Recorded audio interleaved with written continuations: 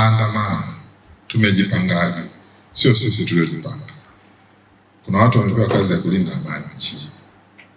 Kwa hiyo watawajua tu nani wanataka kuanza kuandamana.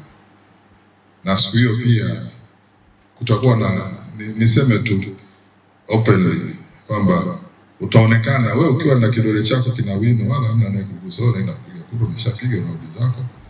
Kwa hakutakuwa na maandamano. Watu waondoe hofu kabisa, kwa sababu nitataka kusema point blank.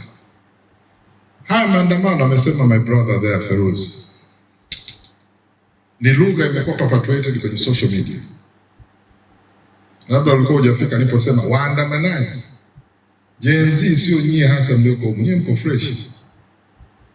Ni kwa nini Gen Z ya Kenya waliandamana? Wale vijana asubuhi mpaka jioni hana kitu cha kula, hana activity ya kufanya, hana chochote. Ukimwambia nyoka huko anaenda.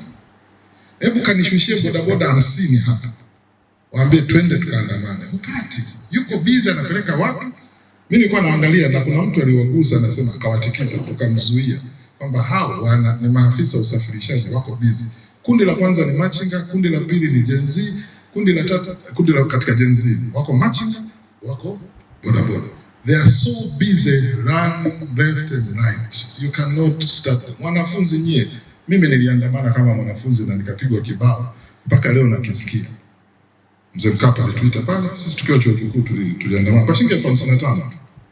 Kwa hiyo kusema kwamba kuna maandamano, unless siyajui maandamano yanaanzaje. Kwanza lazima kuwe na mwanzilishi, yule frontline.